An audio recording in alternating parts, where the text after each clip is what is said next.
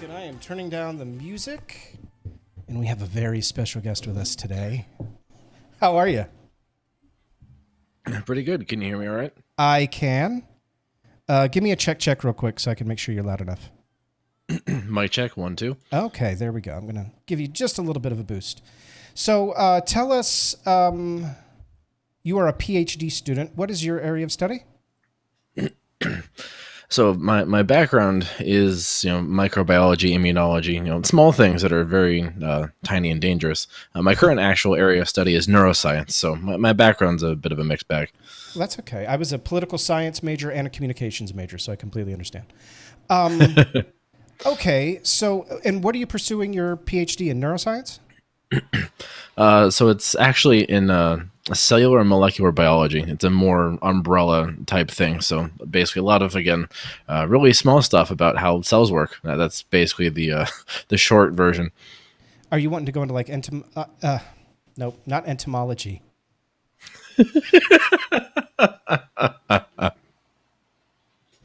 What's the E word about where viruses come from? Well, that would be virology, but No, yeah. Oh my God. I guess to really answer your question, kind of none of the above. I don't know. Like science communication is where I want to be, and that's kind of a new emerging field in science that isn't sort of laser focused on any one particular area of science, but it's Right. more broad and encompassing. So, in theory, I could be, a communication expert and insert field Okay. here, and maybe neuroscience, maybe virology. We'll see. We'll see what the future brings for us. And real quick, you've got a Twitch channel. Can you give everybody what your Twitch name is? Oh, awesome. Thank you. Yeah. Twitch.tv/Homozygoat, spelled like the animal, HOMOZYGOAT. I love it. So I'm going to make a little text thing for you, but it's type it out to me so I don't spell it right in Discord for me. Or so I spell it right so I don't spell it wrong. Sorry, I'm all over the Sure. place. So we were just talking about how Maya said there's a Delta, Gamma, Lambda, and the original virus, right? Oh, you're talking about trying to keep track of all the variants that are floating around, huh? Yeah. Can you talk a little bit about why we get variants real quick while I make this title card for you? Yeah, sure. Basically, I think this actually goes back to something that Fauci said very early on in the pandemic, and he's kind of said it ad nauseum. But anytime, like, sort of the original virus from Wuhan has an opportunity to infect somebody and continue to sort of make more copies of itself and then infect more people, it has a chance to mutate. It changes its genetic code by random chance. It's just dumb luck that some bits of its genetic code turn into other bits of genetic code, and depending on what those changes are, the mutants can gain some new properties that may or may not be good for the virus or for us. So that's the very quick version of how variants or mutant versions of the virus come into existence. So, what is it about, as far as you know, the COVID-19 virus that's making it so, what makes it so susceptible to coming up with new variations, if that makes sense? Yeah, I mean, really, at the end of the day, it's just any time it has a chance to infect anybody. Scientists have kind of theorized that people with compromised immune systems are the ones who are the most likely to sort of generate these variants that then go on to infect other people who either have compromised immune systems or regular immune systems. Doesn't necessarily matter. But again, anytime the virus has a chance to make copies of itself, it could accidentally, by random chance, change bits of its genetic code that could give it some sort of advantage or make it more transmissible or help it evade the immune system more easily. So that's kind of the I guess the quick and dirty. Again, there's a lot of very specific science behind it, of course, but that's really all anybody really needs to know. And I think what kind of helps to make this really hit home for folks is that the flu virus, for example, right? We get flu shots for the flu every year. The reason why we need new flu shots every year is because that thing mutates so incredibly quick that we're basically just kind of guessing as to which version of it is going to be circulating around each year. With SARS-CoV-2, the virus that causes COVID-19, we're actually a little bit lucky in the sense that it mutates much slower than something like the seasonal flu. So the reason why we can, assign Greek letters to all these variants and, kind of track them as they're running around the world is because it hasn't mutated so absurdly quick that we're out of letters to already assign them, kind of like the flu virus would. So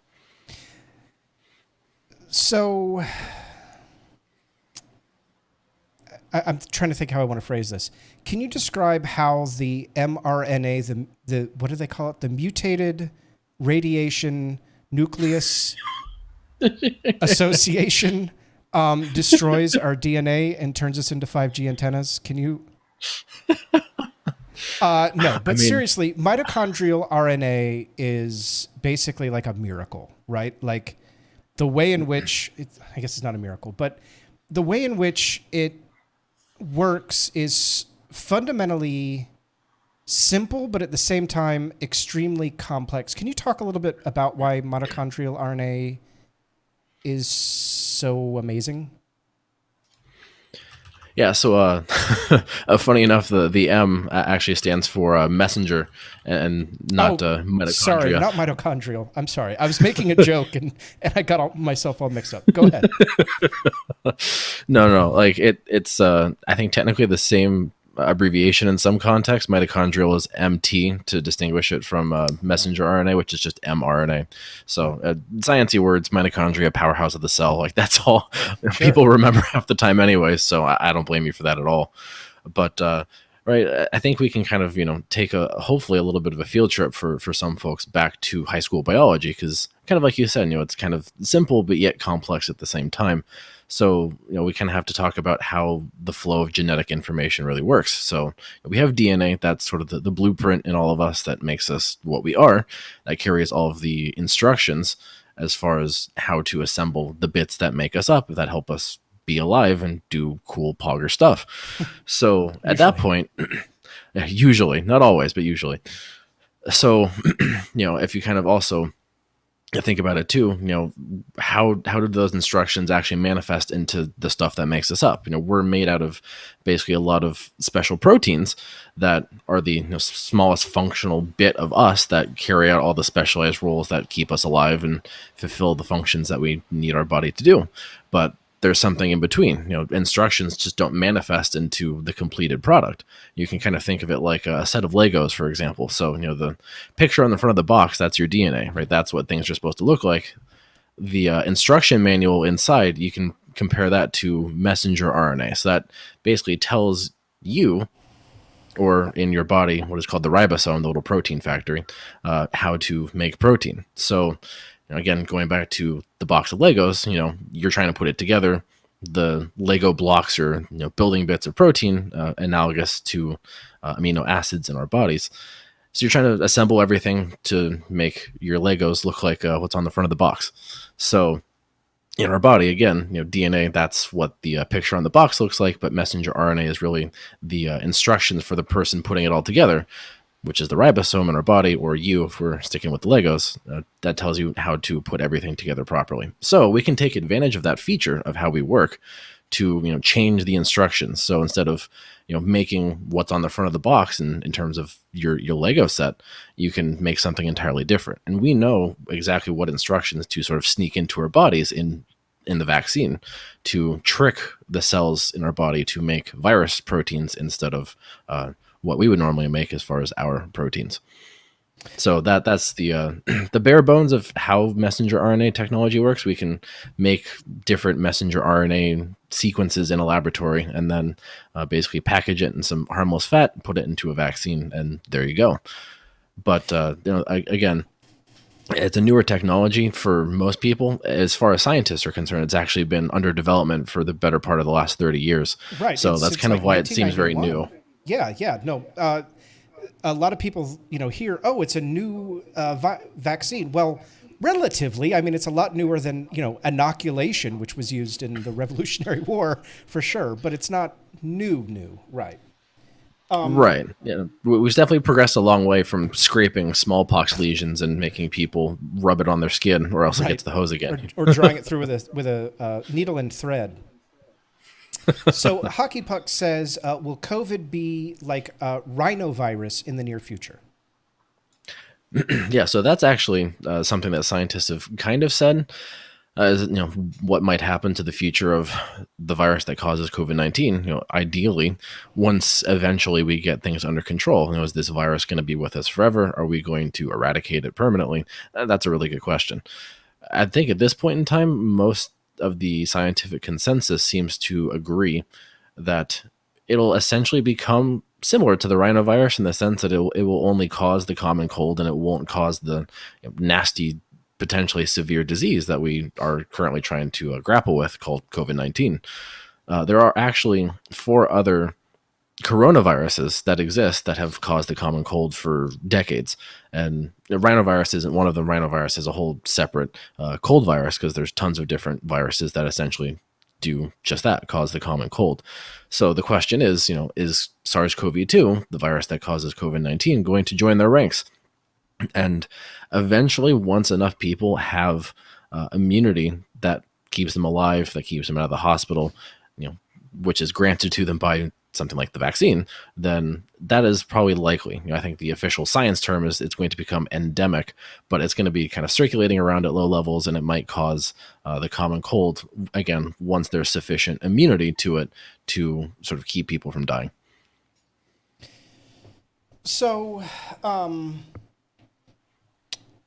let's talk a little bit about symptoms. So, when you get the second shot, most people, I think it's roughly over half, suffer some symptoms. Right? They get a little bit of a congestion, maybe a fever. Usually only lasts a couple hours and then it goes away. Why would or why does the vaccine cause these symptoms? Okay, so I think the question is, why do, when everybody gets the vaccine, kind of have these different like side effects? They kind of feel a little feverish, they feel fatigued, their arm might hurt. So I mean, that's actually more of a loaded question, but I think we can tackle the short version. So in the vaccine, they actually they usually have something that's called an adjuvant, or essentially an extra ingredient that's designed to more or less piss off your immune system. So in that sense, it's designed to alert your immune system to the actual contents of the vaccine you're getting. So that way your immune system can recognize it and build a response to give you immunity. That's kind of the whole point of the vaccine. Right. So in this sense, it is possible that if, you know, I think this is a little bit different between Pfizer and Moderna, for example. But I think Moderna's vaccine is like a higher dose compared to Pfizer. So a lot of people, I think, complained more about Moderna side effects compared to Pfizer, just anecdotally. But all of that to say, it's a mix of stuff they put in there to essentially stimulate your immune system to react. And, kind of the back half of that is your immune system literally reacting. Your immune system is treating it like there's an actual infection going on. So it would do all the stuff it would normally do if it was fighting off the real thing. So you might get a fever, which is a response your body has essentially come up with over many years of evolution to combat germs. You get pain at the injection site just because you had a needle going in there, and possibly your immune system might be reacting locally where you got the vaccine. All the other symptoms really, fatigue, fever, chills, stuff like that. It's all a consequence of your immune system responding. So that's more or less a feature that's something that people have, I think, heard a lot throughout the pandemic is if you have side effects, it's a sign your vaccine's working. So Yeah, I felt like I got punched in the back of the arm for a couple of days with both of them.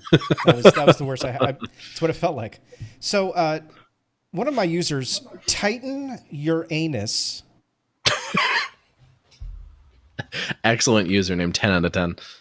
He's a mod here somehow. I don't know how that happened. Says And it's probably because of that username. That's how he earned the sword. Couldn't be that. Says this one though is nasty and already has a rate of transmission and pre-symptomatic transmission. That means it doesn't have to be evolving into less deadly forms. Can you talk about that? Yeah. So this actually kind of hits on an old I don't want to call it a meme necessarily, but it's kind of like a misconception of how evolution works, especially when it pertains to something like a virus. People seem to think that a particular pathogen will sort of burn itself out if it kills its host more often than not. The entire goal of the germ is to make more of itself survive and spread to the next host. So there's kind of a trade-off in evolutionary thinking. If it's going to be more deadly, it's not going to necessarily infect more people and it won't continue to propagate. Whereas if it's less deadly, its current host stays alive for longer and gives it more of a chance to jump from its current host to the next. So going to the actual question slash comment, yeah, it is nasty. It does have, asymptomatic slash pre-symptomatic transmission.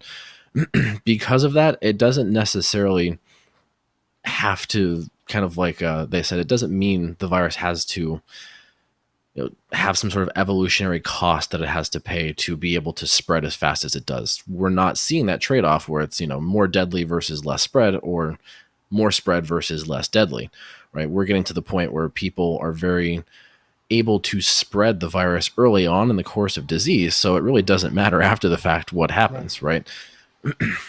So, listen, I even hate to bring this up, but I'm doing this just because I want you to debunk it in a far more educated way than I ever could, okay? Go Can for you it. talk a little bit about why vaccines won't cause you to shed the virus? Well, again, we can go back to the Lego analogy, right? If we're changing the instructions on how to make a Lego set into making something different, that's not the real thing. A Lego set isn't, let's say you have a Lego set that's supposed to make, a giant robot. Just because you make a Lego giant robot doesn't mean it's a real giant robot that's going to now terrorize your local metropolis and destroy everything in its wake. What we're convincing people's bodies to make is simply a tiny portion of the virus itself and not the entire thing. Right. I think that's another sort of adjacent conspiracy on top of that is, people who've received the vaccine are going to freely shed the spike protein of the virus, which is the target the vaccine has been designed around. And honestly, if that actually was the case, it's not. But even if that was the case, that would actually be a good thing, because that would allow more people to encounter just the spike protein and not the full virus in the first place. It would make them more immune. Right. So, yeah, the vaccine simply just makes your body produce one virus part as opposed to the literal virus itself, because for that to happen, you have to have the literal virus itself. And then one other thing, um, I hate to ask you this, but I'm going to anyway. There have been Do people it. that have said that the spike protein can be spread to other people through bodily fluids, including things like semen and vaginal secretions. Is that true? No, that is definitely not true. I think a lot of this actually comes from. I think there's one conspiracy theorist in particular who is pushing this. I think his name is Steve Kirshner. And there actually is a video out there, like a 4.5 hour video of that man getting debated into the ground by an actual MD Yes. over this issue. But long story short, there was a publication that tracked sort of where the vaccine fat particles went in a person once they received it. I think it was I think this actually might have been even an animal study, but what led people to start talking about the reproductive organ angle of this was that a lot of the vaccine particles accumulated in the ovary, which is a very fat rich organ. So if you're talking about a fatty particle with vaccine contents going to a fatty organ, that makes a fair amount of sense, but that doesn't actually really change anything at the end of the day. So where people get their vaccine administered is their muscle, right? It's the muscle in their arm. That's the deltoid muscle. So people also, I think, don't really understand or realize that in the muscle is not in the bloodstream. So the overwhelming majority of the contents of your vaccine and the spike protein that your muscle cells start to make after receiving the vaccine stays pretty local in the muscle. So what little spike protein does actually somehow make it into the bloodstream doesn't have any known toxic effects to date. This is something that has been very heavily scrutinized by scientists over the whole course of vaccine development, and they haven't found anything. I think there was a good analogy that I heard that I like to use. The very little amount of spike protein that actually makes it into your blood after getting the vaccine, you could replace all of it with cyanide and be perfectly okay. So it's Oh, literally wow. that insignificant in terms of Okay. how much actually makes it into your systemic bloodstream. And that's why it works to create antibodies, because your immune system eats most of it and creates the antibodies. That makes sense. That makes sense. Yeah, I mean, yeah, your immune system is very good at reacting to where things are happening locally. So you get the vaccine in your muscle, and your immune system will figure out what's going on in the muscle, and then work with the rest of the immune system throughout the rest of the immune system parts of the body, your lymph nodes, to actually build a response. Right. Okay. Galaxy Geek said something with a bunch of words in it I don't understand. So What's up, Talon? Yeah, that's someone from my Discord. that's awesome. Welcome, Galaxy Geek. Oh, and I saw somebody followed. Sea of Noise followed. Welcome to the channel. Galaxy Geek says something I've noticed is that out of the other 28 gene products in the SCV2 genome, we hardly have tracked mutations in them. So what does that mean? So SCV2 is it's an abbreviation for the virus of SARS-CoV-2. Basically, what he's saying is that in the virus's genetic code, it leads to the production of 28 different proteins that are viral in nature and work to let the virus replicate and spread to its next host. Right. Something that we've all heard about when we're talking about variants, whether it's in the news or by the handful of scientists that actually do get some airtime in the media. They talk about, oh, no, this variant has mutations in its spike protein, or that variant has this mutation, right? What he's alluding to, and this is actually something we talk about pretty commonly, at least in the science circles, in my Discord, at least, is the fact that a lot of the scientific effort and a lot of the media attention, of course, has only been focused on the spike protein, which is, I don't blame anybody. That's a very good thing to focus on, considering that's what lets the virus get inside of cells and make us sick. But the virus does have other stuff that it makes, and those could be possible targets for a drug, or at least to improve our understanding of what the virus is doing. Right? We could dedicate some other study to the other 27 proteins that the virus makes, and see, okay, if these are mutating, what does that mean? Does that mean the virus is becoming more able to evade our immune system, or infect cells in a more efficient way, or things like that? So that's a common discussion point that I've at least brought up a ton, is the fact that a lot of the attention, both scientifically and in the public, is laser focused on just one tiny bit of the virus, and it's a really important tiny bit, but the virus has other bits to it, and we might learn more about what it's doing if we'd focus on the other stuff.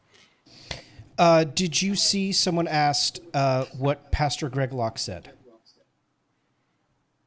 That name sounds familiar, but I actually probably am not up to date.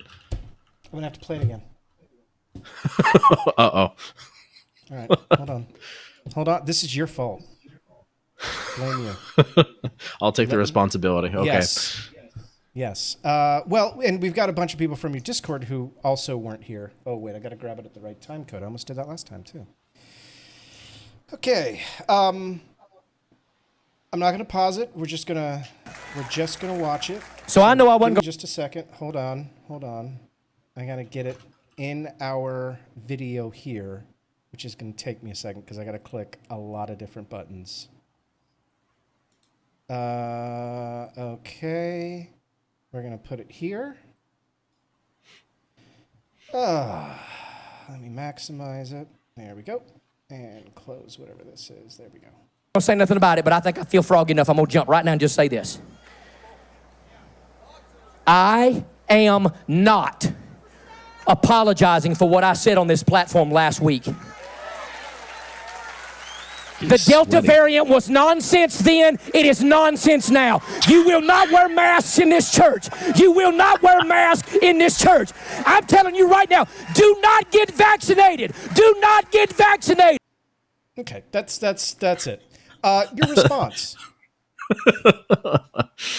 Well, I mean, hell, we could probably frame this in a religious context. Why did God put scientists and vaccines on planet Earth if he didn't want you to use them, dog? Like, I think the religious crowds really don't understand that it's not either science or religion. They can have their cake and eat it too. Like, if we're all children of God, then how does scientists making and developing a vaccine suddenly now make us agents of Satan. Like that just makes no sense even in a religious I didn't context. play you the best part.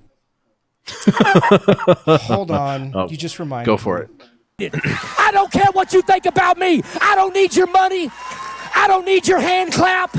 I don't need more people on social media to follow me. I ain't following along with it. Joe Biden's days are numbered. I said they're numbered. I've told you the whole time this election was fraudulent. We got so much proof. The only people that can deny it are crack-smoking, demon-possessed leftists.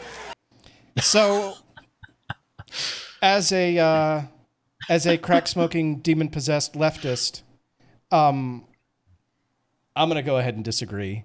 Marcus, are you also a crack-smoking, demon-possessed leftist? Yeah, although I will say George Soros is behind on the crack shipments, so I could use another re-up there, buddy. Thank you for following Hell Yeah Girl 73. Boy, did you join at the right time. There was another... Galaxy Geek asks, is he in Texas? I'm guessing you mean Pastor Greg Locke. I think so. I believe he is in Texas, yes. I do believe that he is in Texas. Sorry. Oh, it looks like Tennessee. Oh, is he in Tennessee? Oh, well, it's the other one. I'm going to say your name wrong. Amanuisis? Nope. Manunsis says, didn't we settle this with goddamn Cotton Mather? Marcus, didn't we settle this with goddamn Cotton Mather? I mean, the fact that we're even having this discussion is a resounding no, but I'm just amazed that people have turned something that never had anything to do with politics into like tribal political battle. Like, you know, I don't think the virus cares what political party you decide to follow. It'll infect you one way or the other. Right. So, you know, I think at that point, you know, if there are people like good old Pastor Greg here who are actively trying to harm public health, you know, not that the state of Tennessee, I think, would actually do this, but, you know, theoretically, any state or maybe even the federal government, you know, I think that this amounts to screaming fire in a movie theater. Like, actions like this have tangible and incalculable harm upon people, and there should be consequences. Right? I think we've already, at this point, criminalized, you know, making fake vaccine cards as an example of what we can do to sort of push back against some of this behavior. There's an actual Supreme Court decision, I think it's Jacobson versus Massachusetts, that have, I think it established that you could literally forcibly vaccinate anybody. Now, you know, if it really came down to it, if it was a matter of the survival of the human race, then I would be behind that. We're not at that point yet, thankfully.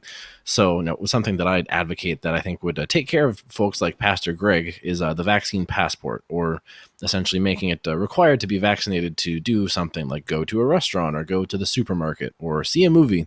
You know, if you don't want the vaccine, okay, you're just not allowed to functionally participate in society, right? If you don't want to be protected, you shouldn't be out and about getting exposed to the pandemic illness anyways. Well, and here's, I have a slight pushback on that because I like the concept a lot. What I would add to it is that businesses should also have to designate whether or not vaccinated or whether or not non-vaccinated people are allowed in their business. That way, me, as a vaccinated person, would know which businesses I want to go inside and which ones I don't. Yeah, so a federal vaccine passport would do exactly that. So yeah, we're totally on the same page. It would force businesses for sure to accept only vaccinated folk. Right, and if they do accept non-vaccinated people, they have to state that somewhere. They have to say, hey, there are non-vaccinated people here, which is fine. If people don't want to get vaccinated and they want to go to businesses and do their things, I think that they should still be able to, but I need to know this to protect my public health. I have people in my family. I have two people in my family. One is immunocompromised, okay? The other person is a childhood cancer survivor, and both of these people are still minors, and the one who's a childhood cancer survivor still has to take a medicine for another like 2 years or something that suppresses their immune system. So it's not about me. It's not about, I'm not being a dick. I literally have minors that I'm trying to protect and not kill. Yeah, no, absolutely. I mean, a vaccine passport would be designed to, protect the most vulnerable, like those two folks, in our society. That is I think, a very universal policy that would do our best to keep people like that safe. If we can't count on people banding together and doing the right thing and getting the vaccine by virtue of it being as good as it is to achieve herd immunity, then we have to compel people into doing it. And I think that's a kind of an uncomfortable truth that a lot of people are really now just starting to grapple with, because we're having a fourth wave due to Delta because we didn't get enough folks vaccinated from last December to present day. So at this point, I think a lot of the question becomes, how do we vaccinate the unvaccinated? And instead of pandering to them, just make them. I think it's a much simpler, albeit a little bit more authoritarian approach. We're not strapping people down in a chair, but we're making people have to reconcile whatever beliefs or conspiracies they have with, do we want to have a functional society that keeps people like those two miners you mentioned safe? And people should ideally choose the latter instead of the former. Could we load the mRNA into like a giant air cannon that like explodes? No, that's No, I wish. I think I've actually made this joke in my Discord before. I think somebody claimed as a conspiracy that it was raining messenger RNA vaccines in like the raindrops, and I said, by God, I wish that was true. We would all be so much farther along by now. God. I want to thank Hockey Puck and OT Marty both for following. Thank you very much. Read and Rap says, would you guys ever consider... Oh, I hit the wrong button. Would you guys ever consider doing like a joint show or something? Well, I think we are. But I'd love to have you back on anytime, Marcus. And also, does Marcus think Hassan Piker is the sexiest himbo man hunk on Twitch? We need an answer. Oh, God. I mean, I love Hassan when it comes to politics, but every time he talks about COVID, his brain just starts falling out of his ears. It kind of ruins the whole, like, I'm a himbo who like knows some things kind of aesthetic, when you can kind of see through how he's just literally just a big Turkish dummy sometimes. Definitely an attractive man, but the whole lack of knowledge or desire to get educated thing kind of ruins it for me. So you'd fuck him, is what you're saying, but probably not take him to dinner. Yeah, I'd agree with that. Okay. All right. Thank you for following BioWolf13. You are getting the examples of the types of comedy that you'll get on this channel. I wish I knew how to say your name right. Aman Nu says only with a gag. And thank you for following Mr. Nobody 1000. Mr. Nobody 1001, not Mr. Nobody. Yeah, I think we have to clarify who has the gag. Yeah, apparently I need one right now because it's not like I can talk. So I have a question because you brought up immunity, that we didn't get to the right percentage of immunity. I guess immunity, I guess, is yes, calculated by percentage. What is it? Like, what would be considered herd immunity for COVID or any virus, really? Ooh, so I mean that's a very good question, and ultimately it kind of depends on the nature of the germ itself and how transmissible it is. But at least for COVID, Fauci has more or less given a very broad range of 60 to 80%, either vaccinated plus people who got sick the hard way, to get us to that point where we would see a case decline. Right, we would see the amount of cases steadily go down and keep going down until it reached either zero or close to zero. And I think foolishly, Fauci and company thought that we were there after we just started rolling the vaccines out, because we did have a pretty big decline over a long period of time. But unfortunately, we plateaued at about 10,000 cases a day.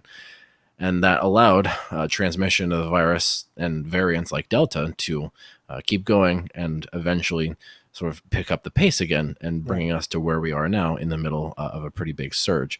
So it's a moving target that's ultimately based off of how transmissible the virus is and how many people are currently getting sick at any one point in time. At this point, what I'm hoping is the case after the Delta surge is that we eclipse that number, that 80% number, by virtue of more people getting sick. But it's very possible that we get yet another variant that will put us in a fifth wave or a sixth wave. I hope we don't get locked into this ad nauseum hell cycle of spikes and plateaus and quiet periods until more variants pop up. But if you were to actually run the most ideal science experiment in a laboratory to make that happen, we're in the middle of it, right? We have a non-herd immunity amount of people who've gotten a vaccine. We currently have a variant that actually gets through the vaccines a little bit, in the sense that vaccinated people can transmit just as effectively as unvaccinated people now. That's what the CDC recently discovered this week. So in that sense, we're giving the virus a chance to expose itself to people who've had vaccines, and possibly result in a mutation or more mutations that give it even more of an advantage in terms of evading vaccine-induced immunity, to again, lead to another variant that will come back to bite us farther down the road. So herd immunity, ideally, if we had hit it earlier, we would not be having this whole like variant here, there, everywhere, alpha, gamma, delta scenario. But that also implies that we hit it globally, not just here. Delta originated from India. Alpha originated in the United Kingdom, right? We have variants that have originated all around the world, not just here in the U.S.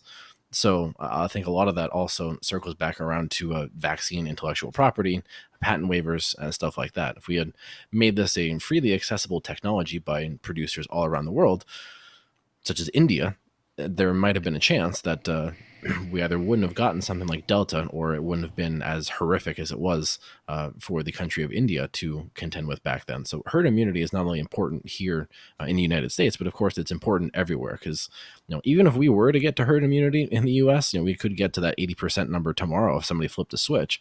But in a continent like Africa, where I think barely 1% of the entire continent has gotten a vaccine, if we got a variant that came out of there and was able to circumvent a lot of our vaccine-induced immunity, then we might be back to square one, where now we have no vaccine and we have a virus that is starting to infect people again. So I know that you kind of got a little bit more than you bargained for when you asked that question, but there are so many aspects about herd immunity and what it can do for us that I kind of just felt necessary to go around the horn a little bit to touch on a few things.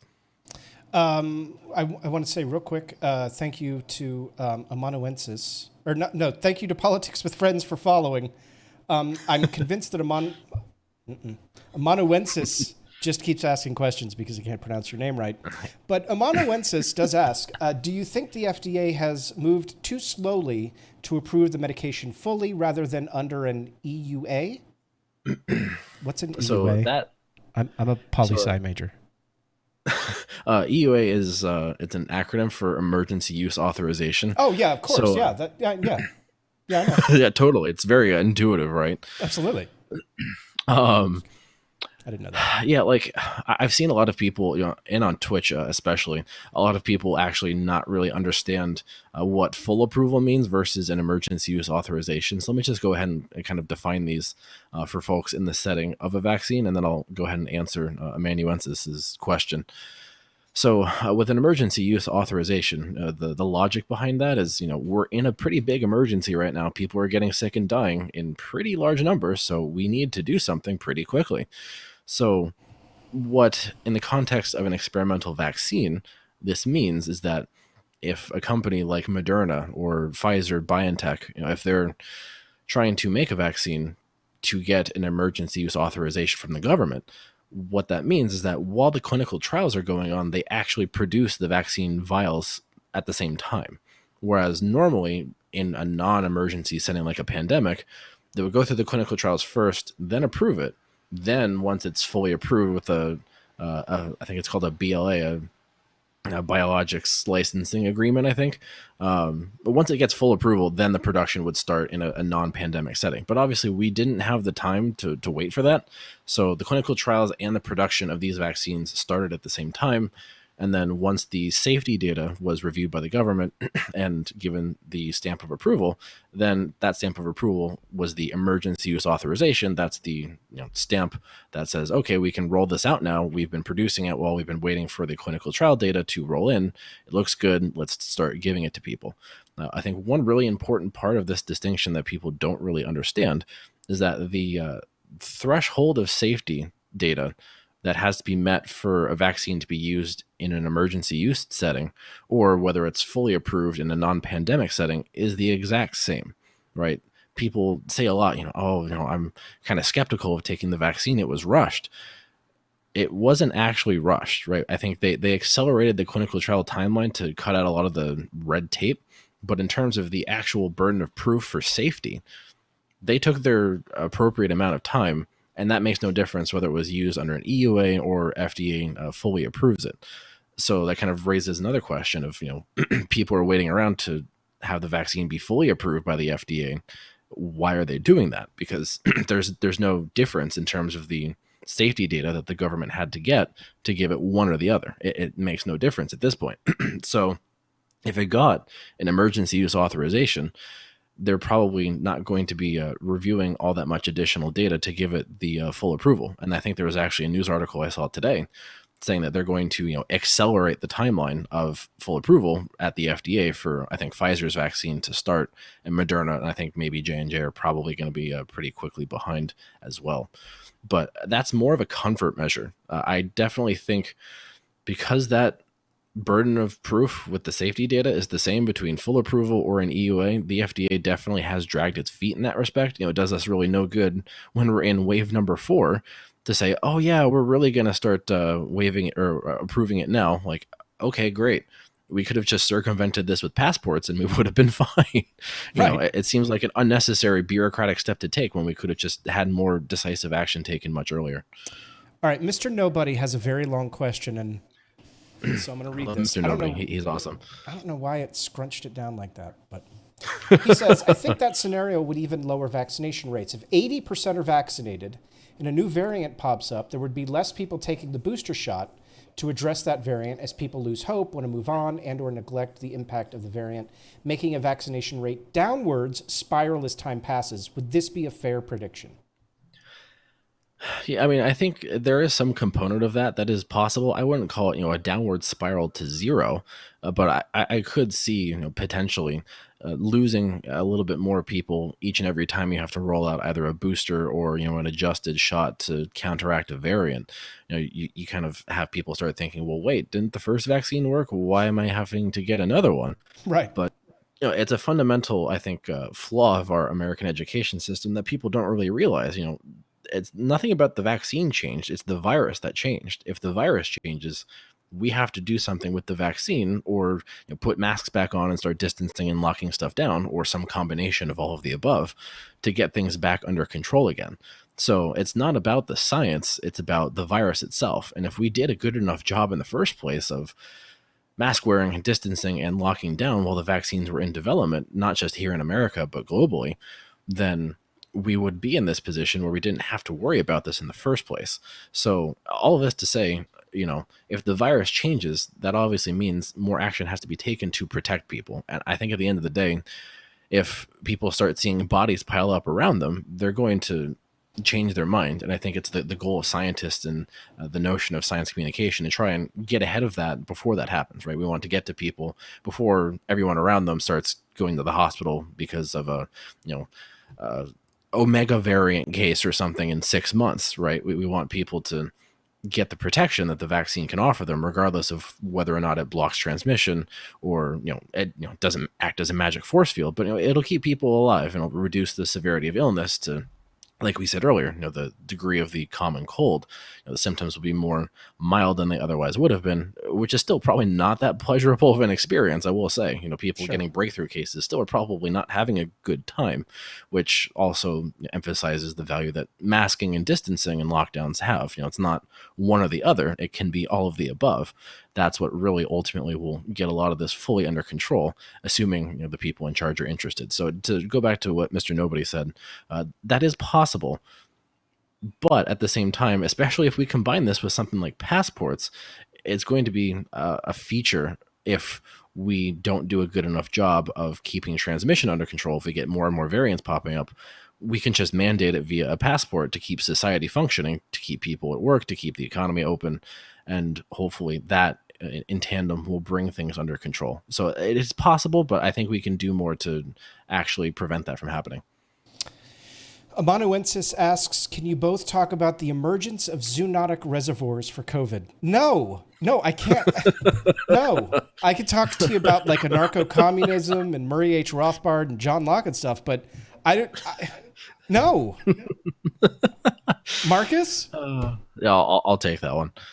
So what he's saying here when he says a zoonotic reservoir, no, that's speaking to an animal reservoir, right? So people being both scientists and not scientists, they've said, oh, somebody ate a bat soup and now we have COVID, which there's no evidence for that. That was the very Yeah, it was a original bat conspiracy. cake. Everybody knows that. Oh yeah, the bat smoothie, the traditional That's what it was. Right. traditional foods that people in Asia allegedly eat, according to right wingers. Yeah. But yeah, like when we're talking about animal reservoirs, the virus that causes COVID-19 is perhaps most likely to have originated in a bat. It's possible that it jumped from a bat to some other animal before it made its way into humans. For context, the original SARS from 2003 started in a bat and then jumped to another animal called the palm civet cat and then went into people.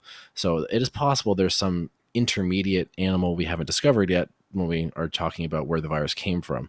But as far as new and or currently discussed animal reservoirs, the way the virus works in the sense that how it actually gets into cells, the proteins in the host that it uses to do that are pretty widely present in the animal kingdom, not just in people or bats.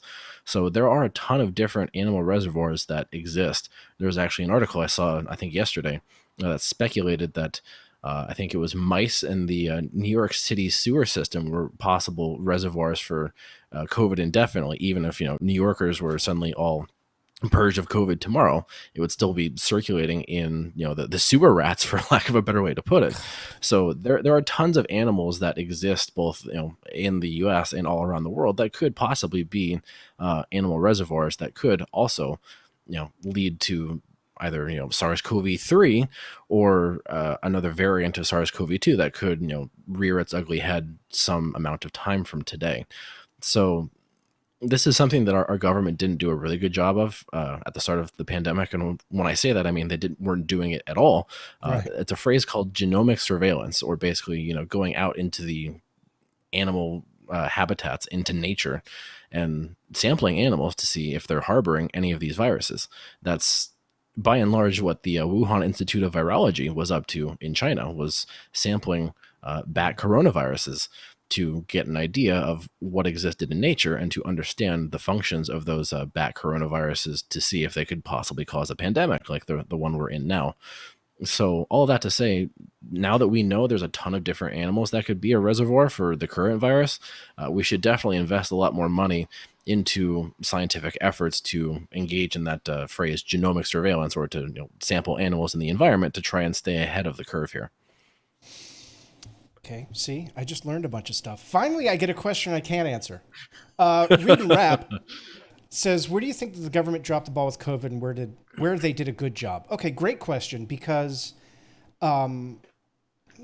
there's I have a lot to say about this. Okay, so where do they drop the ball? First of all, eliminating the funding for pandemic research and eliminating that position by the Trump administration.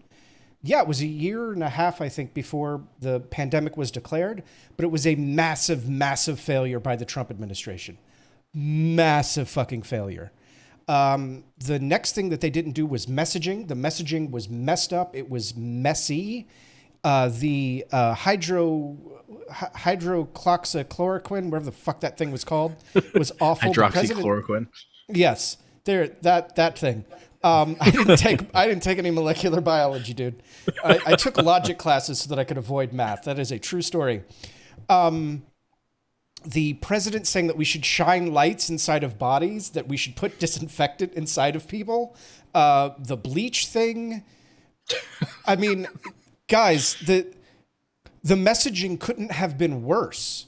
The president politicized masks. Then the president got infected with COVID, gets an experimental cocktail of antibodies that works for him, and goes, everybody should get what I got. And the doctors are like, 6 of them exist. There are 6. And each one of them is going to cost you, I think it was like $90,000 or something for the treatment. That was awful. I do want to give the Trump administration credit on one thing, and that is Operation Warp Speed. Operation Warp Speed made the virus available. And I despise 99.99% of things that Trump did. And Operation Warp Speed is like the one thing that keeps it from being that 100%. And as far as under the Biden administration, making the vaccine available, making sure that it was free, getting the messaging out, the Biden administration has basically handled it about as well as you could. There were a couple of things that they did that I didn't like, but now they've escaped me, and they were small little niggling things. It wasn't like some big giant. It wasn't like, hey, shine lights inside of people's bodies. It wasn't like that. It was something small. It had something to do with how they were handling rural vaccines, and I don't remember what it was anymore. Marcus, what about you? So I think we may actually have our first points of a disagreement here, but I think to at least start where we do agree, pretty much everything the Trump administration universally did was an absolute shit show, from hydroxychloroquine to bleach and UV light to denying the virus even existed to scrapping the USPS's plan to send every American a mask in the mail, which would have been really awesome. Yes, there are definitely so many things that they did wrong. And when it comes to Operation Warp Speed, I think there are still some faults there that we could appropriately call out, in the sense that they really didn't have all that great of a plan in terms of vaccine distribution and ensuring that certain areas, especially areas that were full of COVID, were getting adequate doses of vaccine. There were definitely many issues in terms of the transportation and storage. So the messenger RNA vaccines have to be kept incredibly cold. Right.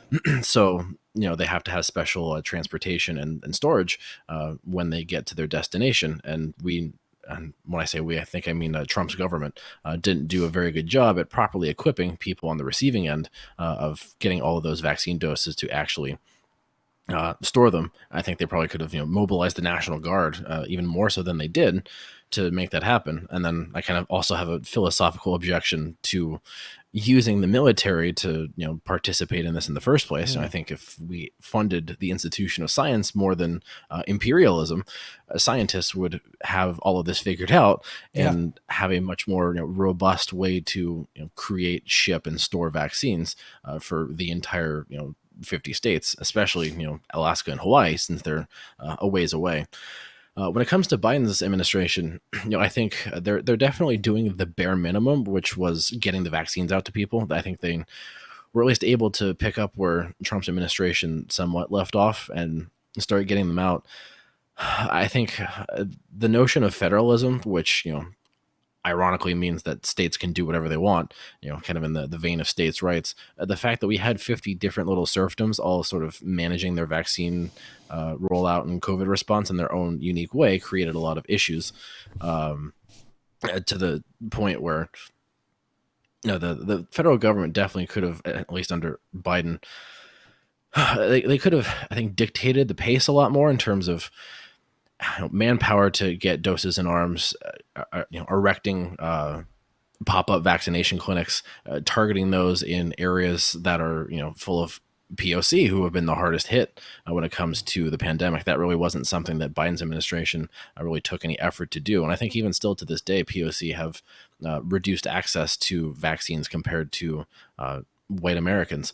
Yep. Sure. My biggest, I guess, gripe with the Biden administration is the fact that I think from the start, they should have just instituted vaccine passports. There was this mix of a fundamental reliance on people to do the right thing, to, sort of band together in the American spirit to go get a vaccine and keep everybody safe, and a simultaneous desire to, get people back to work as soon as possible and to keep the economy, on life support, and then hopefully try to rejuvenate it as more people get a vaccine. We can gradually reopen businesses, corporations, people can go back to work in person, and things can go back to some degree of how they used to be. But in all of that desire to essentially, keep corporate profits and corporate functionality alive, we're now in this position where people can't or aren't doing the right thing and getting a vaccine. We're getting a fourth surge with a variant, and we're kind of at the point where people aren't locking things down. We're not going back to lockdowns. Fauci just said that earlier today. the CDC is issuing many confusing guidances on mask wearing. We're kind of in this very confusing like purgatory of like, are we shutting down? Should they put on a mask? The government really has not been doing a good job at communicating where things stand, both recently and I think from the start. So vaccine passports would have just solved a lot of our problems, I think, straight away. It would have made people reconcile that choice of, do I get a vaccine versus do I participate in society, a lot earlier on, and we wouldn't have been in this position where we're staring down the barrel of Delta. So I really think vaccine passports, the lack of them, is one of Biden's biggest failures. I would say that. I mean, obviously, again, I'm a leftist. I would prefer Biden and company over any Republican any day of the week. But a lot of the actions they've taken have really blurred the line, I think, as far as what the Democratic Party is supposed to do and the Republican policy that they're actually implementing. First of all, I want to say thank you for following Alf in Pog form. So one of my favorite stories from the... is from the Civil War. I think this was late. This was 1864-ish, somewhere around in there. Mm-hmm. The Confederates were out of uniforms. They just had run out of uniforms. They were out of boots, and the governor of Georgia had like 100,000 just hanging out, and he was like, well, I'm not going to, I think it was the governor of Georgia, maybe the governor of Tennessee. Somebody will correct me if I'm wrong. Anyway, has all these uniforms. Like, well, I'm not just going to give them to you. And the Confederate government was trying to force him to give up the uniforms for the army. And the other governors are all like, well, this is why we left the Union. We don't want a federal government telling us what to do. I was like, and thank you very much for the cheer, mutant. There are some things that affect the public health so much that the federal government steps in and does things. That's why we are a union of states. We are not. There's one of the things that you study in political science is this idea of dual sovereignty, and the Confederate ideals included this idea that state law and federal law should be equal or were equal, and the federal government shouldn't be able to override the states, and the states shouldn't be able to override the federal government. And the reason that doesn't work is because states will work towards their own benefits. And I hate to use the word benefits. I'm struggling because sometimes it's not to their own benefits. It's just to their own freaking egos. And I think that you bring up a great point that when it's 50 different fiefdoms and you've got 50 different fiefdoms having 50 different ideas on how to tackle a problem, you end up with, the governor of South Dakota sending National Guard troops to the Texas border. Like, what are you doing? We've got federal law enforcement. You don't need to send 26 people down to do what? Like to sit around and play dominoes all day. Anyway. That's a whole other stream, but I think that you bring up a great point, and I didn't mean to say that the Biden administration has been perfect. I think a lot of it is the Trump administration was so bad at so many things that even what the Biden administration has done has been such a breath of fresh air that it feels like more than it probably really is. Anyway, that's fair. Read and Rap says, where do you both think Fauci did well and Fauci did poorly communicating with the public? You take this one first. Go ahead.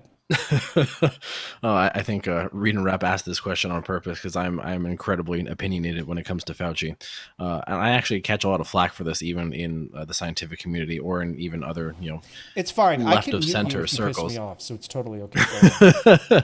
No, I don't think I'll go that far, but Fauci, I think people unnecessarily lionize as the sort of like science man. Like he's the end all be all of biomedical research. He's sort of been that ephemeral figure since the HIV pandemic when he was taking on a similar role.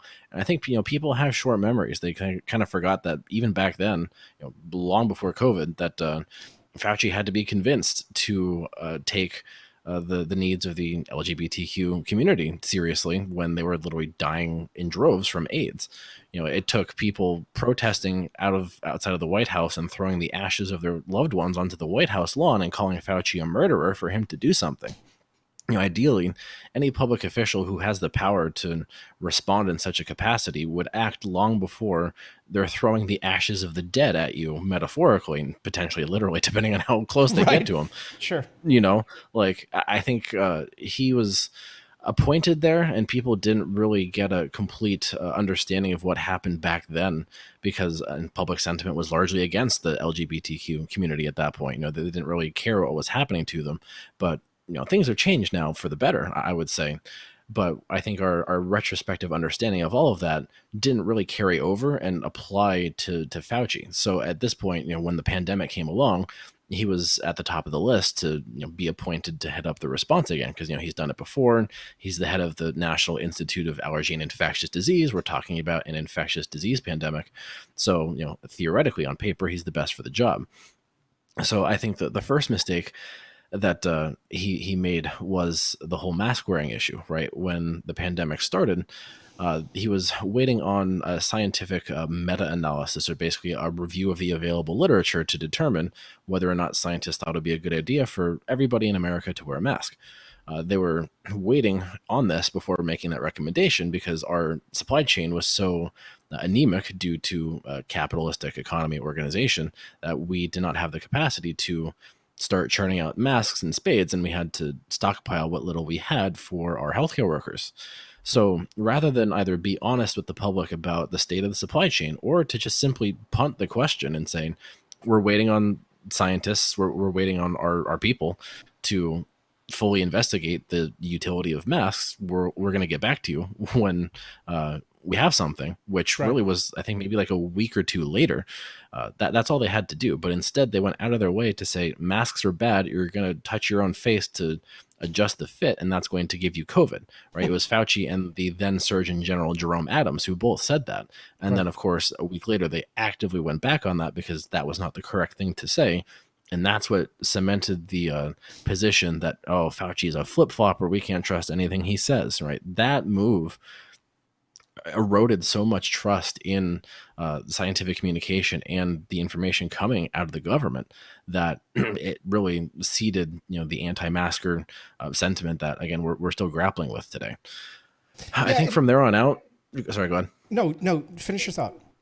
Okay. I think from there on out, after the mask thing, a lot of what he said was reasonable. I think he kind of got his shit together a little bit, but in recent times, he really, I think, has not also been that great, especially when we're talking about trying to get people vaccinated, right? When we have a substantial proportion of Americans who don't want to get a vaccine, the communication from him has simply been, you have to look at the science. It's going to be good for you and everybody else, when that's not what those people respond to. Right? He's just trying to bludgeon people over their head with scientific data, not realizing that that's not what they're receptive to.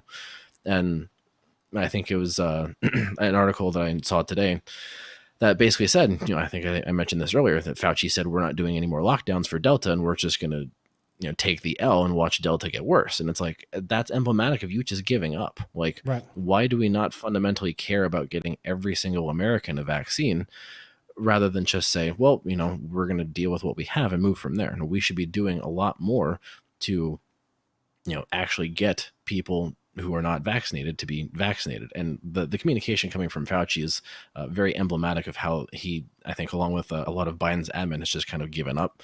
Vaccine passports, again, would have solved that problem and wouldn't have created this need for Fauci or Rochelle Walensky, the current director of the CDC, or others to, have to convince people. You just make people, make that choice for themselves, but you have to give them that choice. You have to force them into that situation, which is, again, a little authoritarian, but in terms of the communication, it would have saved him a lot of trouble. So I think Fauci, for scientists, he's been okay, but for the public, I think that snafu at the beginning just made him a lying figure in the eyes of many, and people have rallied to defend him as if he's a political figure rather than a scientist, right? The hashtag resistance crowd has, made Fauci tattoos and body pillows and you name it. The governor of Right. Michigan, I think, literally has a Fauci throw pillow next to her in her office.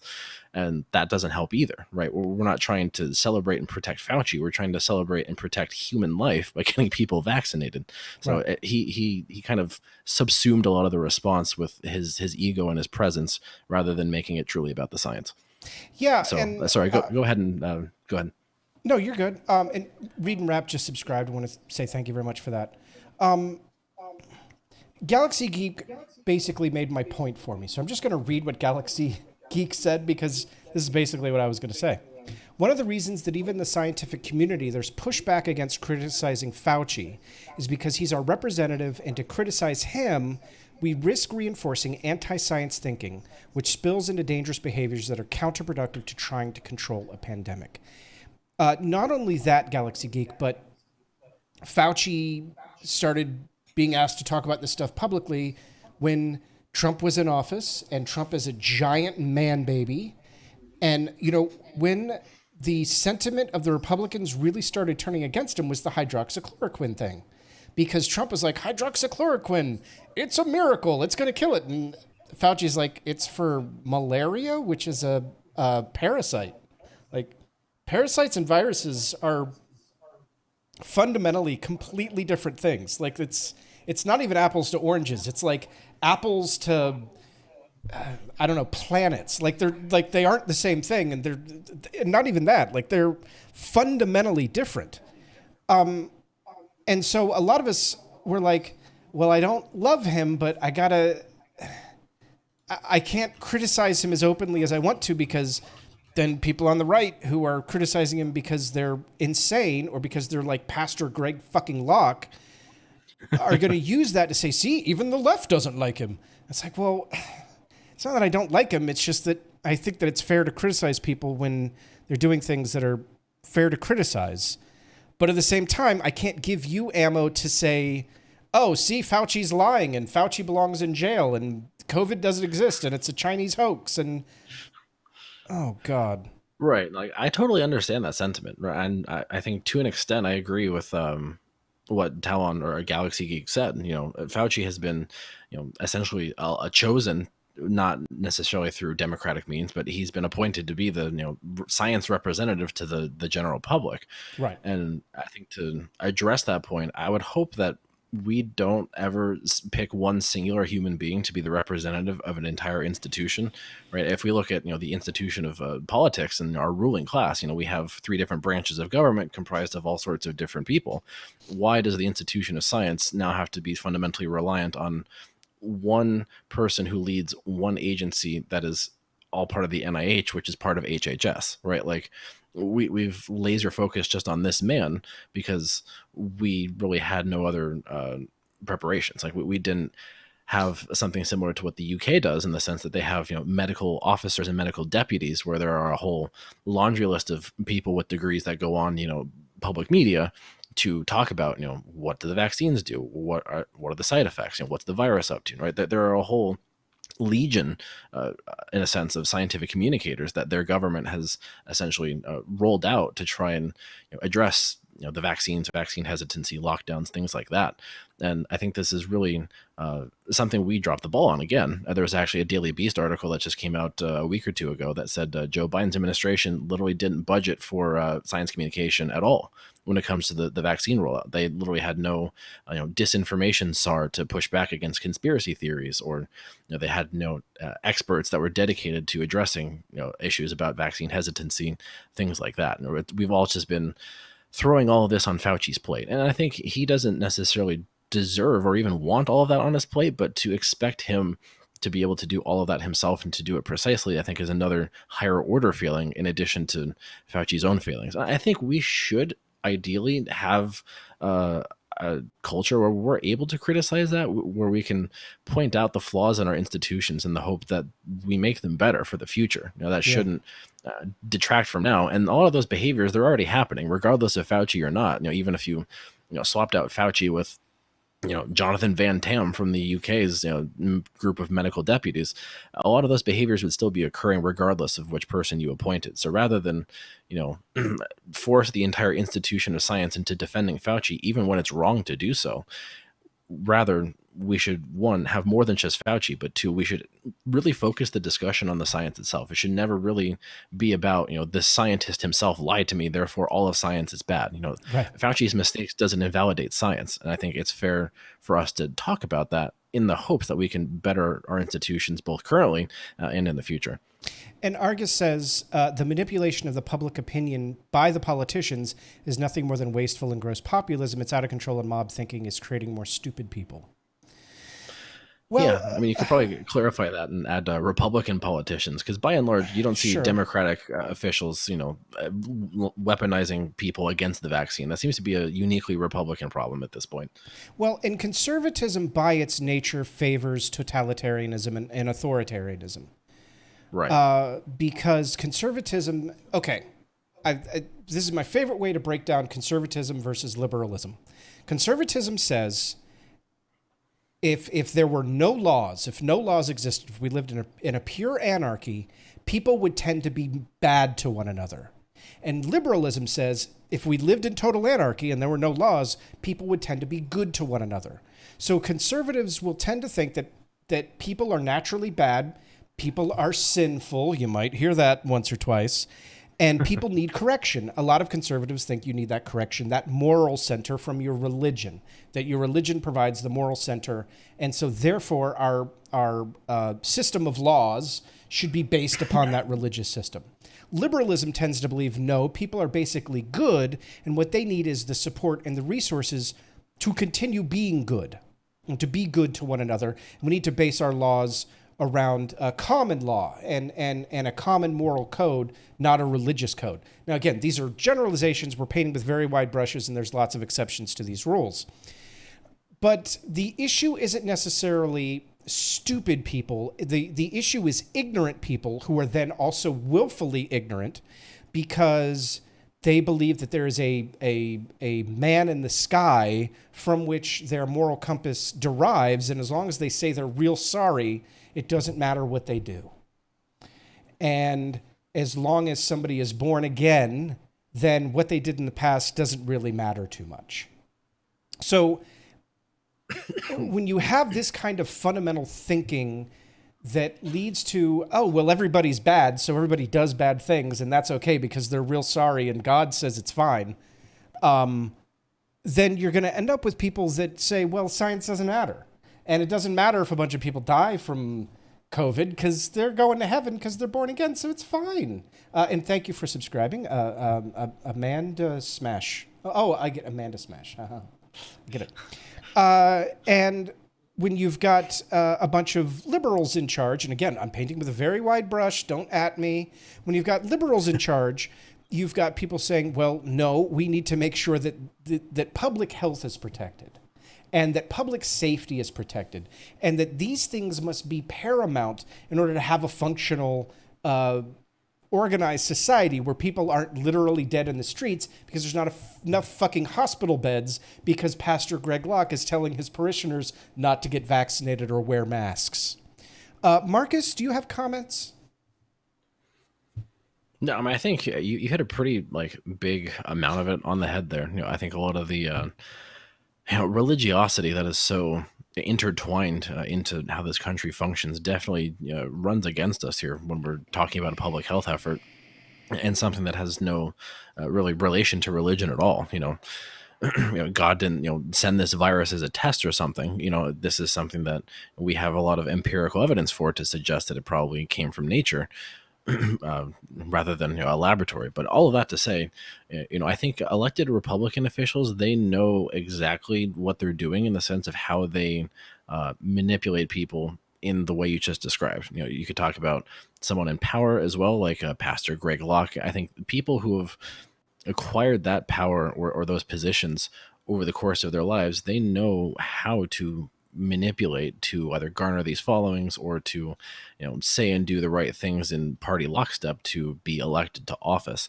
And they continue to engage on a cycle of that. And what that results in is people like, Mitt Romney or Mitch McConnell, who are just sitting in Congress for decades and decades and decades, and essentially dragging the party even farther to the right, creating this vicious positive feedback loop that's going to drag us all off a cliff if we let them. Yeah. And we're kind of in one of those situations right now where those people have been, mentally weaponized against the idea of getting a vaccine or following public health guidelines. And in many respects, they're jumping off a cliff, and sometimes they're taking some of the more rational, reasonable minded folk with them, which is again why I want vaccine passports, because a lot of people are content to just let those folks, suffer and in some cases die. But more often than not, they're usually dragging other people with them. And ultimately, at the end of the day, we have, unfortunately, politicians to thank for a lot of that mindset. So I kind of agree with pretty much everything that both the chatter and that you said. Oh, well, thank you. It's nice being right all the time. How much longer do you have? I don't want to keep you too long. I've probably got another like 40 minutes. Okay. Yeah, we'll keep going until 9 then. Someone said something. Oh, yes, it was Argus again. Okay, Argus says, too many darn people stuck in their brains that any form of extreme change in the USA will result in a successful outcome. Again, I declare that too many people are living in fantasy land and think that movies are reality. I think this is the part that I didn't bring up when I was going into my little rant there. Conservatives tend to resist change because change can be frightening and change can be different. It's why all these straight-ass Christian white men think that they're being oppressed because it's okay if two gay men kiss on TV. They're like, that's oppressing me. What if my kids see that? Well, then your kids will know that two people can love each other regardless of gender. Oh.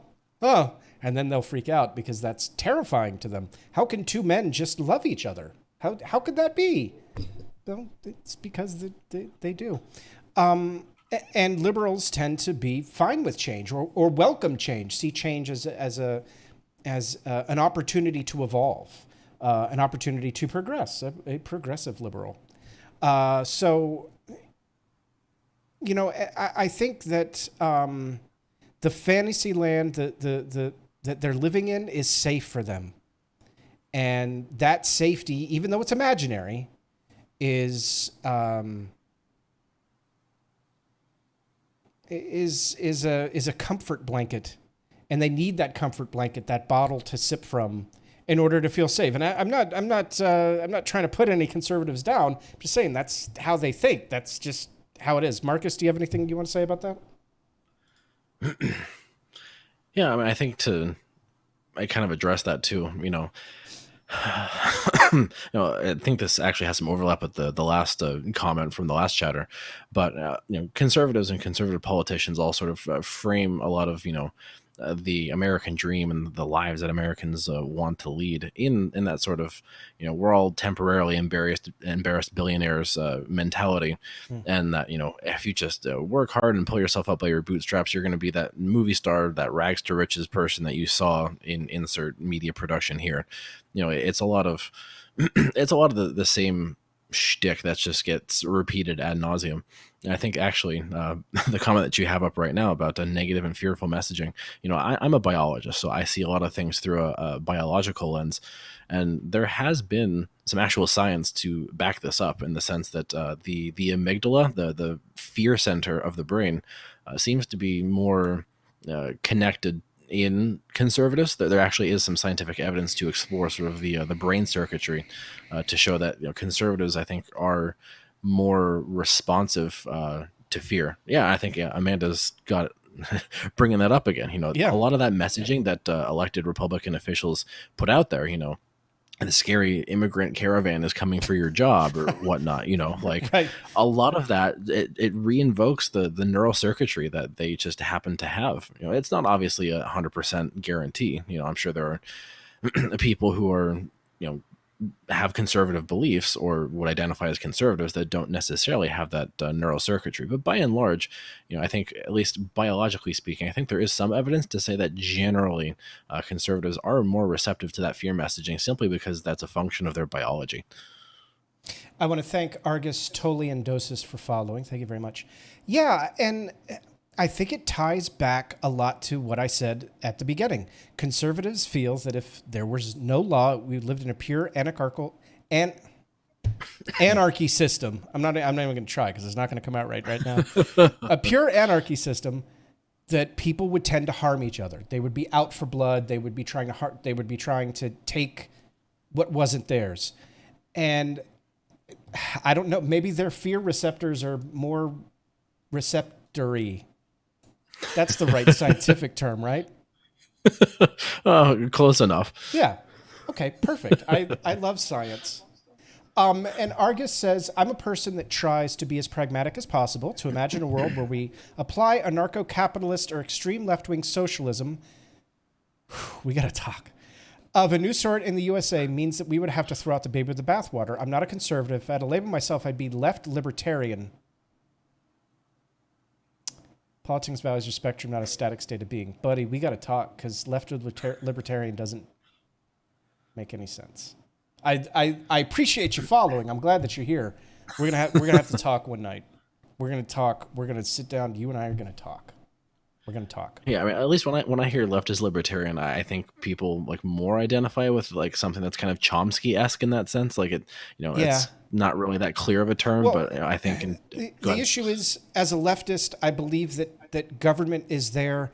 One of my favorite things that Al Franken ever said in one of his books, I think it was Lies and the Lying Liars Who Tell Them, said conservatives treat the government like they're an adult punishing a child, and liberals treat the government as if they're adults supporting another adult.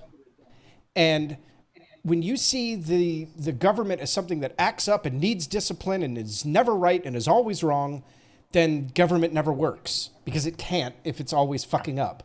If you treat the government like it's another adult, you'll sit it down and say, listen, you and I need to have a talk. This is wrong. We need to fix this. You are doing this wrong, and this is the path that you need to take in order to make it right.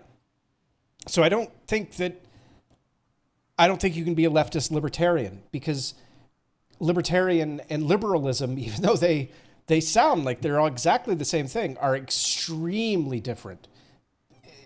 I don't know. We'd have to talk because I got to know what a left libertarian is, because I think a lot of that comes from like, the political compass, like when people, kind of fill that out for the first time, where it like kind of clocks them in, economically and how, left or right they are. And then socially, do they, are they more, conservative or libertarian or whatever? Like, I think someone like assuming that position, like identifying as a left libertarian, just might fundamentally like misunderstand the spectrum. I think that's just where they're at. Because that would just mean centrist. That would just mean that you're exactly in the middle. Because libertarian would be a little beyond conservative, and left is the whole side. So, so we've got a comment. Oh, wait, I got to hit the right button. Sorry. Believing government can solve problems. Well, it does. The reason that the vaccine exists is that we have a government system in place that supported vaccine research, and a government in place that supported vaccine deployment, and a system in place that then makes the vaccine free. And those systems are called our government. A government of, for, and by the people is a government of, for, and by the people. It's just people. It's not some building somewhere with guns on it that just shoots people. The government is just made up of people. So you can have an effect on it by running for election or for lobbying, or you can affect your own government. We need to stop with this idea that the government is some entity that exists somewhere else in the universe that does bad things to people. Government can fix things. It's fixed a lot of things. We can talk about the New Deal sometime and how it fixed literally an entire nation. So the idea that government is inherently bad or dangerous is just a misnomer. I'm not saying our government is great and functions all that well. I'm not saying that. That is not a claim I'm making. But I'm saying that it can, and there are times in which the government has done things that are beneficial for the people. And when we hold the government to task, when we make sure that it's doing the right thing by being engaged, by voting, by lobbying, by talking to our legislators, we can change things, and we have before, even things across the aisle. I will never forget that picture of Mitch McConnell walking in past a smirking Jon Stewart as Mitch McConnell was going to vote for a bill that Mitch McConnell had said a week or so before that he was not going to vote for. You can change things in your government, even on the other side of the aisle. Marcus, do you want to say anything? Yeah, I mean, I kind of see what that chatter's saying in the chat. I think they're not actually serious when they call FDR a bastard. You know, the person who literally implemented some of the most materially helpful programs for Americans in the history of the country. Like, if that's your fundamental position, that somebody who actually helped a lot of people is a bastard, then nothing's ever going to be good enough for you, dog. Like, just tune out of politics at that point. Right. And Galaxy Sees... Nope. Galaxy Geek says, when the people are uninformed and confused and distracted, the government is less accountable. One of my favorite stories in U.S. political history probably didn't happen. But as Benjamin Franklin describes it, he was leaving the Continental Convention. I think he was 82 at the time, something like that. And as he was walking out, a woman said to him, again, this is all from Benjamin Franklin, so you know it happened. A woman said to him, well, doctor, what do we have, a monarchy or a republic? And he responded to her, a republic, madam, if you can keep it. And the reason that Franklin told the story is because he was telling you and me, everyone at the time and everyone who was passed behind him, that he and the others who followed the Enlightenment in the Constitutional Convention set out to create a representative republic in the United States of America. And they largely succeeded. We could do a whole stream on whether or not they actually succeeded or not, but we're not going to do that right now. We're going to paint with a wide brush and just say that they did what they set out to do largely. But a representative republic only succeeds in the long term if every single person in it is engaged, because it is not a democracy. You do not sit down and throw your rocks into the bag to create votes. You have to vote for somebody who then votes for the things that you would want, right? Your representatives. So you have to know exactly who they are. You have to know exactly how they're going to vote on the issues that you care about. And you have to make sure that they get elected. You've got to canvass, go out and make sure that other people vote for them. It's not easy. And that's why we're having a lot of trouble with it right now, because we have a large part of our population that isn't engaging. And we have another large portion of our population that is engaging negatively, engaging badly, trying to pull apart the seams of this representative republic. So while it was given to us, it wasn't given to us for free, and we don't get to keep it just because we like it or just because we want it. And we don't have to put up with it if we don't. We get to change it. That's the other reason why Franklin and Jefferson and the others, slaveholders and womanizers and bastards that they were, gave us a representative republic so that we could change it over time. That's why they did give us a constitution with amendments. So if you don't think that the government works and you don't think the government works well enough for you, you have to first ask, are you doing enough to make sure that it does? You got to look in the mirror first, and then you can look outside. Marcus, do you want to say anything?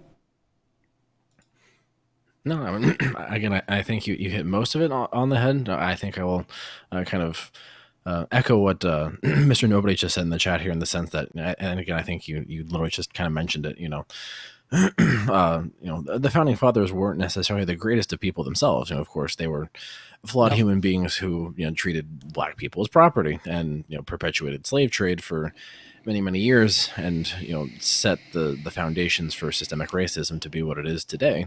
So, in that sense, I think we can appreciate the positive aspects of the system that they created, while kind of acknowledging that that system was only designed to benefit a select few rather than the many that actually did exist. And that's, I think, an aspect of the system that we're now really just starting to come to terms with, at least in some respect, is the fact that, even after the civil rights movement, even after Emmett versus Till, like we've come such a long way, and we're still faced with many of the same problems that we've had for hundreds of years. And we now finally have to reconcile how our system was built and try and make it work for everybody, and remove the parts that only make it work for a select few.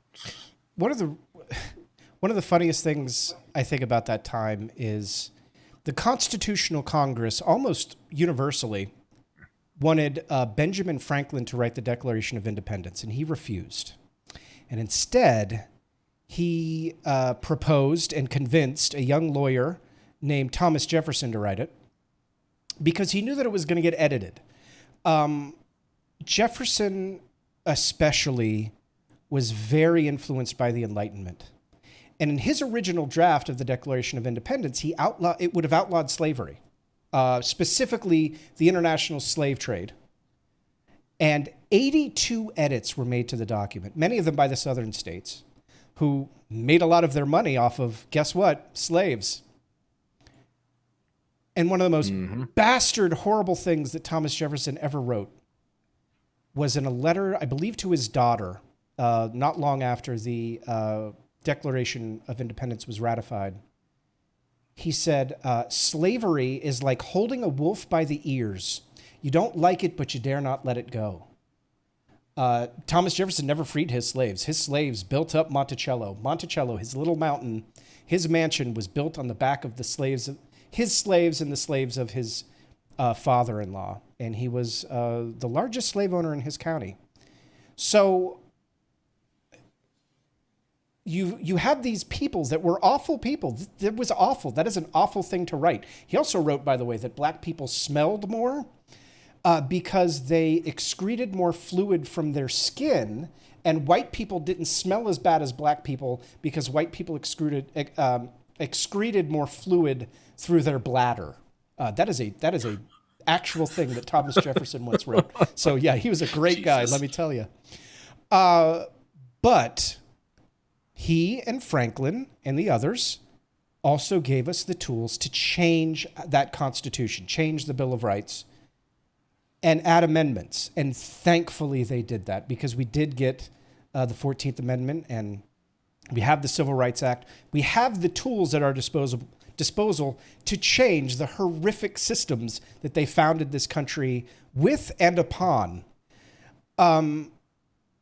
But it only persists if we are engaged. It only persists if we hold to task the people that are abusing the system.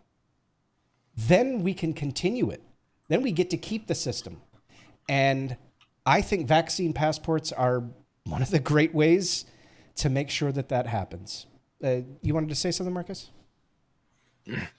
Yeah, I mean, like you said, keeping people engaged and actively thinking about, how society should function is definitely key. I think a lot of people just tune out, or they let their insert congressperson here just deal with it, and they kind of, tune out and go back to watching Keeping Up with the Kardashians season 5 or whatever the fuck, people don't necessarily engage with something like, the electoral system that we have at all levels from top to bottom. Especially when you think about how some of the most famous ghouls have gotten their start at low levels. If they never got elected at, a comptroller, they wouldn't necessarily be the senator demon that they are today. So, in that sense, yeah, I think even for a leftist, I think it's important to acknowledge that electoralism still does have some value. We can put people in the system to try and change the system in the ways we think it should be changed. You want to look at Bernie or AOC or, Presley, Ilhan Omar at all. Like, there are a small but growing number of progressives who I think, at least in some capacity, agree with us much more and are pushing for things like the Green New Deal, which is going to be nothing short of necessary at the rate climate change is going, as a bare minimum. But, in that sense, too, people can work outside of the confines of electoralism in the sense of, direct action in terms of, not-for-profit mutual aid or unionizing, worker strikes, things like that. There are definitely, I think, ways where we can try and hold society accountable collectively, both within and outside of electoral politics, to try and shape the world in the way that we need it to be to, combat the looming climate change apocalypse that's bearing down on us in the next decade. So, yeah, I think I agree with most everything you said. People should be engaged with electoralism, but I think they should also be engaged more on a community level and with their coworkers and with their neighbors, in a sense, to try and more directly also shape the world to become a better place for everybody. And I want to talk about this real quick, what Galaxy Geek just said. So here's a true story for you. In 2000, I want to say it was like 2003, I transferred colleges, And the records from my tuberculosis vaccine, they couldn't come over for whatever reason. Couldn't find them. There was no record of me getting a tuberculosis vaccine, and I could not go to class unless I got another tuberculosis vaccine. And that was 16, 17 years ago. So yeah, vaccine passports are a great idea. It's not anything new. It's not anything new that people would need to get vaccines in order to do things. This is not some new giant leftist takeover of my rights. Okay, we've had vaccines required for a lot of things for a lot of time. I'm going to tell you guys a story because a lot of you are brand new, don't even know this. When I left high school, I went to the Marine Corps. I got hurt in basic. I didn't graduate. I got hurt 40 days before graduation. But there is one night where you get like 12 vaccinations in one day. You get them in your forearm. You get them in the top of your arm, both sides. You have to get them like 3:30 in the morning and get vaccinated all over the place. You get tuberculosis. You get viral meningitis. You get, meningitis, a whole host of stuff. And you still have to get your MMR over again. I think you have to get measles again. But yeah, you get like a ton of vaccines all in one day. Everyone in our military has to do the exact same fucking thing. And it's been like that for a long time. You guys are like freaking out about something that has been a part of our society for decades upon decades. This is nothing new. You're just making up a bunch of bullshit because you want to bitch about this one thing, like someone's taken away some of your rights. I'm going to stop because I'm going to start saying lots of profanity. Marcus? Yeah, I mean, I think we could kind of look what's unfolding in the chat right now. I think this guy's a complete troll, but it is emblematic of a lot of people. I think Marjorie Taylor Greene. All right, I'm sorry. Hold on one second. Ban him. Mods, get him the hell out of here. I'm not letting that in my chat. Get him the fuck out of here. And don't come back. I'm sorry, Marcus. No, it's okay. It's okay. I mean, in that sense, people like the chatter that just got banned, you can kind of play with your food if you really feel that is something you want to do, or you could just ban them. But that is emblematic of a lot of the arguments people make. Yeah, like people like, again, Marjorie Taylor Greene were running around saying, getting a vaccine is equivalent to being a Jew in the Holocaust. And I think there was a day where she wore a yellow star on her shoulder, sleeve, what have you, to try and make that an incredibly awful comparison. But, I think it's people fundamentally misunderstand what government can and can't do. It's as simple as that. Vaccine passports would fundamentally just say, hey, you can make this choice, you cannot make this choice, but there's going to be consequences either way. The state's not strapping you down and injecting you with some sort of experimental cocktail. Like, here's the information.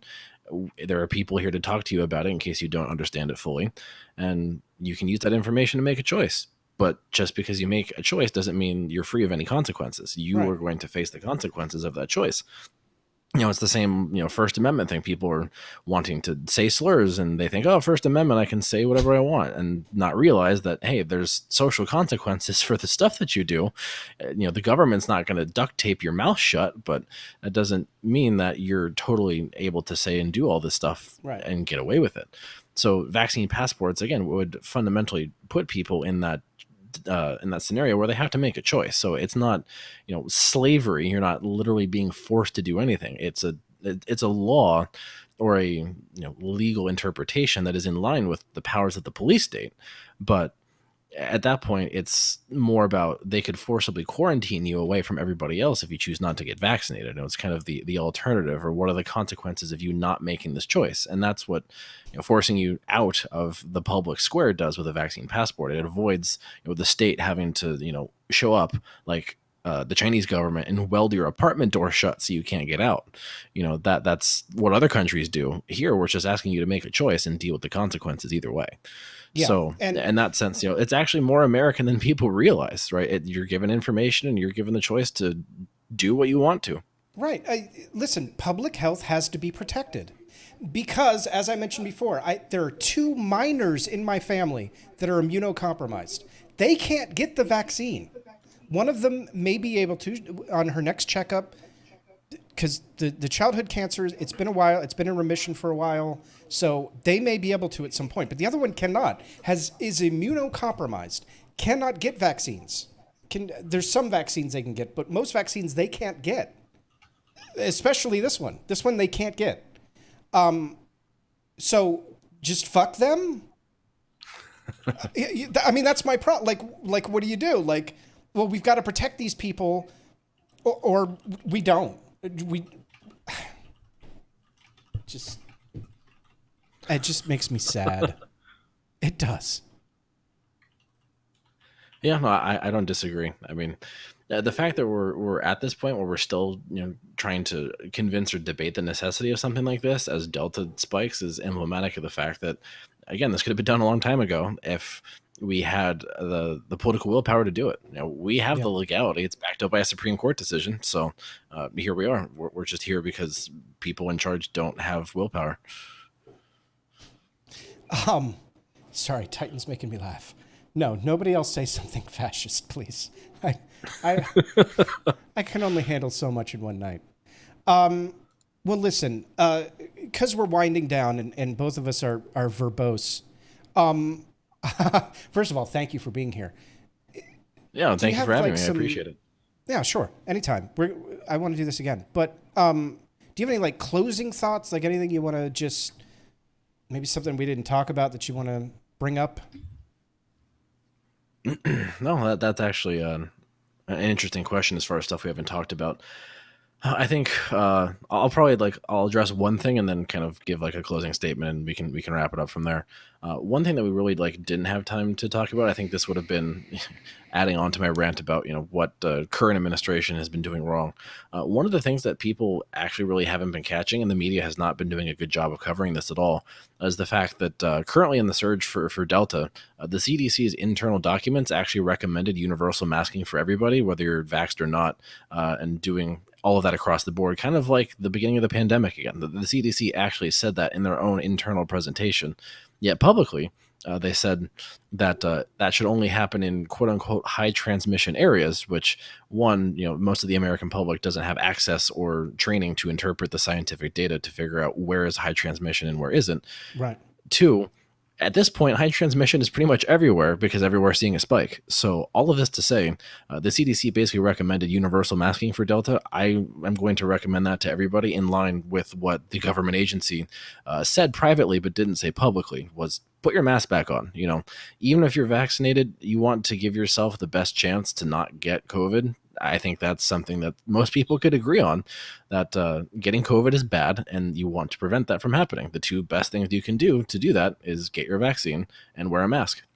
And along with that too is, not congregating, not being in large crowds, not licking toilet seats. I think a lot of these things are, supposed to have been common sense, but it definitely bears repeating. Long time, I would say.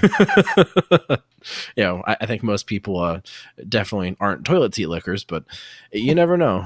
You say it for people in the far back. But again, the CDC said privately, internally, that universal masking should be a thing. So in line with that, I'm masking again. I recommend everybody also do the same. Yeah. And so to kind of close things out, one, again, thank you for having me. I really appreciate the time to actually talk about the science a little bit, because that's not actually something that happens very often on Twitch. And that's, of course, what I do on my stream is I try and take the complicated science that people like the CDC are churning out and digest it for people who don't have scientific training, because that's one of the areas where, again, I think our society could definitely be better, right? We could all think a little bit more scientifically and use science and scientific evidence to make decisions, hopefully a lot more precisely and effectively in the future. So in that sense, I think my closing statement is really, experts are definitely flawed. We talked about Fauci's flaw earlier, or flaws plural. But at the end of the day, the science is the science, regardless of whose mouth is coming out of, whether it's mine, Fauci's, or somebody else's. The scientific fact is, I think, what people ideally should pay more attention to. Even if they don't understand it, there are certainly a growing number of scientists like myself who are wanting to be science communicators, who want to ensure that everybody understands it. So if science is something that you see whether it comes to COVID or if it's something you're just interested in, just out of curiosity, find your local nerd and just talk to them. It's really that simple. I think nerds really like talking about what they do, whether it's science, whether it's politics, whether it's anything else. So I think really actually talking to scientists will make all of us better, sort of on a different level, right? We're talking online through Twitch, but that actually has value, right? I've convinced a handful of people in my Twitch chat to get vaccines where they otherwise wouldn't have before. So these discussions like the one we had today are, I think, more valuable than people really realize. So again, I really just appreciate the opportunity to be here and talk with you, Ethan. Thank you so much. We got one last question. Read and rap. Serious question. Do you both like big bazonga, cutie patootie, hungy wungy, baby wavy, mommy milkers? Are they 2D or 3D? Well, we need clarification here. They're 4D, my friend. Oh, if they transcend time, then absolutely. Yeah, they do. They're tesseracts. I don't know if you knew that. I mean, if that's the case, then yeah, give me that tesseract. Okay. All right. I mean, I'm going to be right there with you. I love tesseract titties. Excellent question. Where all can people find you, Marcus? Again, since you were so kind to put up the text, twitch.tv/homozygoat. You can head to the chat if you want to join the Discord. You can just type !Discord and get the invite link. You can also find me on Twitter, homozygoat with an underscore at the end of it, since the non-underscored version was taken for some reason. So again, I'm pretty active in my Discord. If you really want to get a hold of me, that's the best place to do so.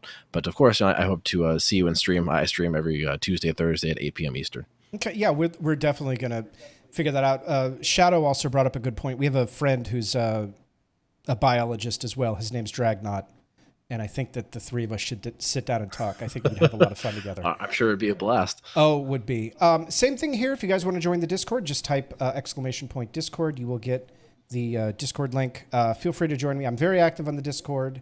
We've got a great group of people over there, and I'm Ethan Plays Live in all the places: Twitch, YouTube, Twitter, Instagram, Patreon, all of them. Ethan Plays Live. I'm very easy to find. Ethan Plays Live. If you just type it in, you will find me. And thank you, Maya, for the 100 bits. I appreciate you very much.